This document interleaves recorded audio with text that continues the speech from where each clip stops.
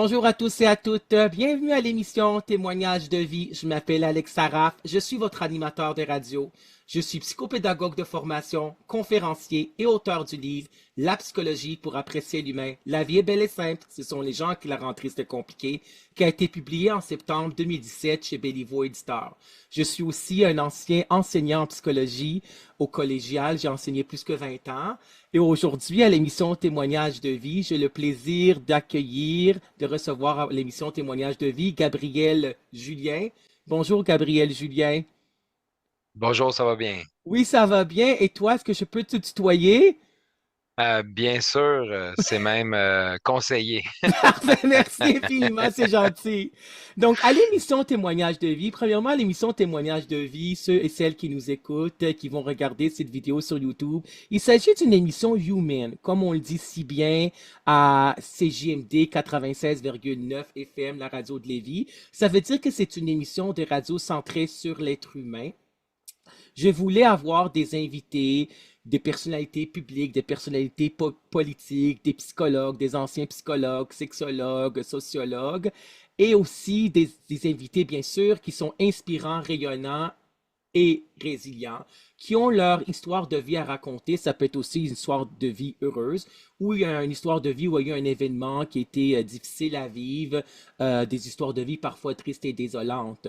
Donc, aujourd'hui, je vais te présenter à Gabriel Julien, à nos auditeurs, à nos auditrices, ceux et celles qui écoutent cette émission des radios à CKZW, Radio Shalom, Montréal, 1650 AM officiel, aussi à Radio Wefray, radiowefray.com, puis je l'espère de tout cœur dans le futur aussi, CJMD 96,9 FM, la radio de Lévis.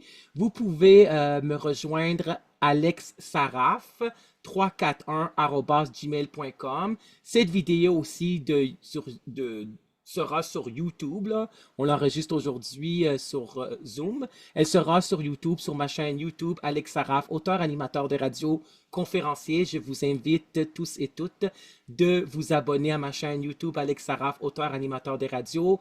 Et je suis sur deux réseaux sociaux, ça veut dire LinkedIn et Facebook. Donc, LinkedIn, Alex Saraf et Facebook, Alex Saraf, écrivain.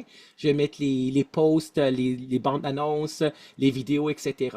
Donc, Gabriel Julien, je vais te présenter à nos auditeurs, à nos auditrices, ceux qui écoutent et celles qui écoutent cette émission à la radio en ondes présentement, et ceux et celles qui vont regarder cette vidéo sur YouTube. Donc, Gabriel Julien, tu es père aidant, tu es aussi conférencier, tu as été le participant, le candidat et le gagnant à Occupation Double saison 4. Et tu as fait aussi un séjour de quelques jours à Loft Story saison 6, La Revanche All Stars, comme on dit. Donc, en fin de compte, on va parler de père aidant, de conférencier, mais on va commencer par le début. Ceux qui écoutent les téléréalités, moi, j'ai pas écouté Occupation Double dans le temps. J'ai commencé à l'écouter depuis quelques années, quand c'était avec, comme maintenant c'est avec Alicia Moffett, puis Frédéric Robichaud, puis avant c'était J'ai du temps. c'est ça. Quand c'était avec Jeu du Temple, j'ai commencé à regarder ça. Donc, malheureusement, je t'avais pas écouté à Occupation Double saison 4 là. Donc, mais je t'avais vu, j'avais regardé toutes les 6 saisons de Love Story. Donc, je me rappelle quand tu avais fait ton entrée à Story saison 6, La Revanche. Donc, ils voulaient avoir deux candidats de Occupation Double. Donc, toi, tu es rentré. Comment elle s'appelait la fille? Elle s'appelait comment, l'autre d'Occupation Double? C'était Alexandra, son nom. C'est ça ce que je pensais, Alexandra. Donc, c'est pas elle qui a gagné avec toi. C'est elle? Non, OK, non, c'est c'était ça. pas elle. Moi, c'était Stéphanie avec qui j'avais gagné à Occupation Double. Oui, donc j'ai écouté toute l'émission que tu avais fait, le podcast, l'émission avec Tangerine Dream, qui était une invitée à l'émission Témoignage de vie. Donc je connais plus de détails sur ta vie personnelle et professionnelle de cette façon-là. Ça a été à Tangerine Dream, qui est animatrice à CKVL 100,1 FM, qui a son podcast, son talk show, Le Monde de Tangerine. Donc, on va commencer par Occupation Double. C'était en quelle année ça? Hey, ça date, là. On parle de ça, c'était en 2007. OK, 2007. Donc, comment ça s'est passé? On va juste 2, 3 minutes. Est-ce que tu pensais que tu allais gagner? Parce que là, j'ai écouté, tu avais dit que tu étais comme le premier gars, le premier homme qui avait des tatous à occupation double. Donc, dans la diffusion, dans la bande-annonce, en tout cas, c'était diffusé, t'étais comme le bad boy qui avait des tatous. T'étais comme le premier, mais là, ils ont plein de tatous, les gars à occupation double.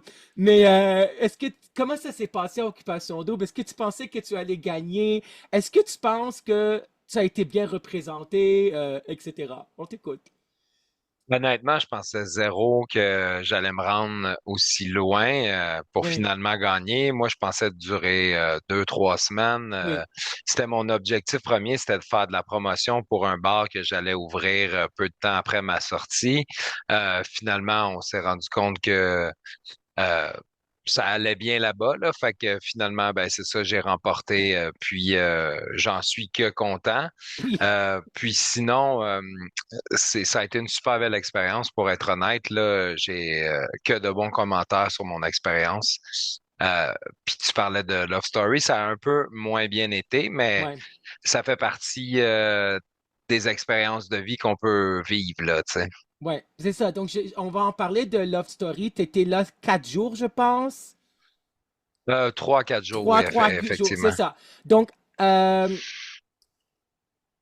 tu avais gagné Occupation Double saison 4 et les troubles de santé mentale. Tu avais fait 4 épisodes psychotiques. C'était quand le premier épisode?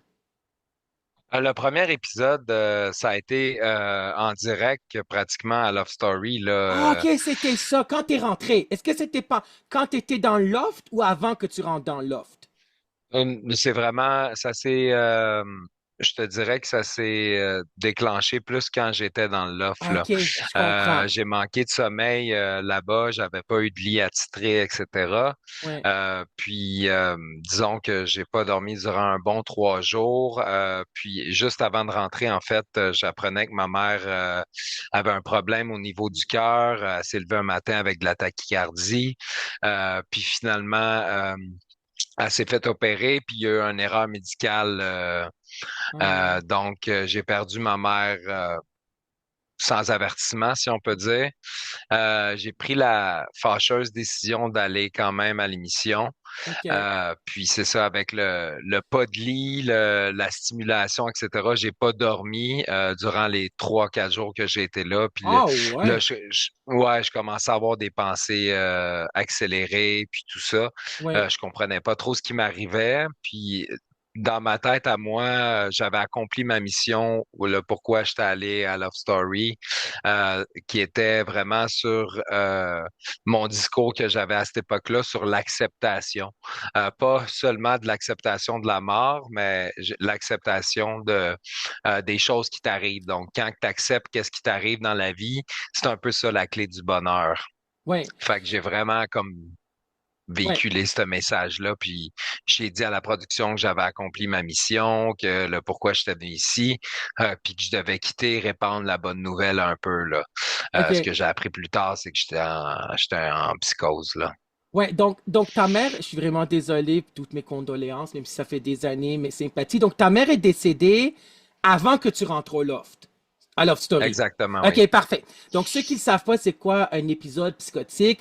Donc la psychose, c'est une déconnexion de la réalité, là. Ça veut dire que la personne est déconnectée de la réalité. Donc toi, quand tu es rentré au loft, c'est là que tu avais pendant 3, 4 jours cet épisode psychotique. Est-ce que les autres lofters ou le maître du jeu, est-ce que ou les gens de la production se sont rendus compte de ça? Ou tu l'avais pas dit ou tu l'avais dit? Ben moi, je comprenais pas ce qui m'arrivait. C'était ma première épisode. Ouais. Euh, Puis je savais pas. Puis je savais quand même me contenir. J'étais capable d'interagir avec des gens.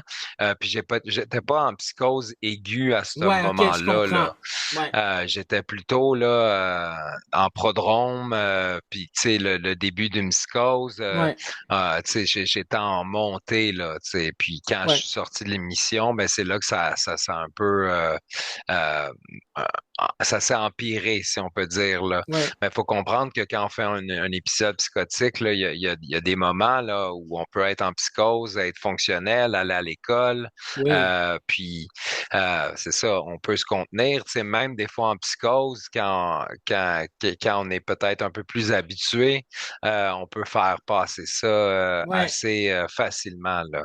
Ouais, c'est vrai parce que moi j'ai enseigné au Cégep de Saint-Laurent pendant 2 tiers de ma carrière, plus que 20 ans.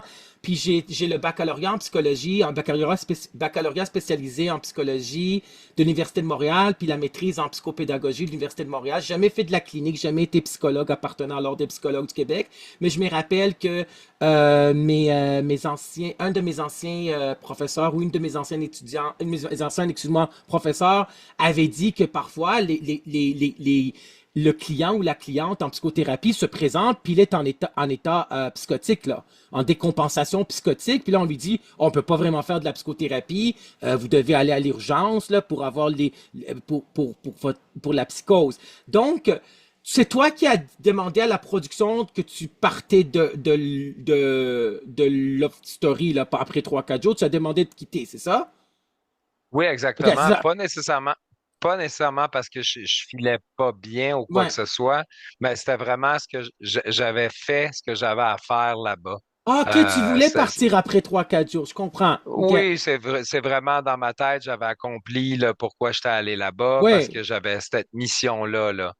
Puis pour ouais. moi, ça faisait plus de sens que je reste là.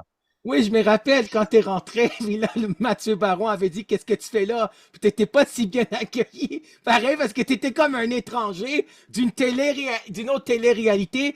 En psychologie, on explique ça, parce que j'ai enseigné, moi, initiation à la psychologie, psychologie du développement, psychologie de la santé mentale, psychologie de la sexualité, psychologie sociale, communication, etc. Puis en psychologie sociale, on en parle de l'endogroupe, puis de l'exogroupe. Donc, l'endogroupe, c'était les lofters de Loft Story, le groupe ensemble. Là. Puis toi, tu étais de l'exogroupe. L'exogroupe, ça veut dire un ancien candidat et aussi gagnant là, d'occupation double 4. Là. Donc, l'endogroupe et l'exogroupe, parfois, quand tu ne appartiens pas à l'endogroupe et tu es de l'exogroupe, d'un groupe de nos télé-réalités, donc parfois on n'est pas si bien accueilli que ça. Donc, et c'était avec Kevin Kyle qui était à cette saison-là, je me rappelle. Je suivais ça, moi, j'ai vu toutes les saisons à chaque jour de Occupation, de Love Story, de Love Story. Donc, quand j'ai écouté ton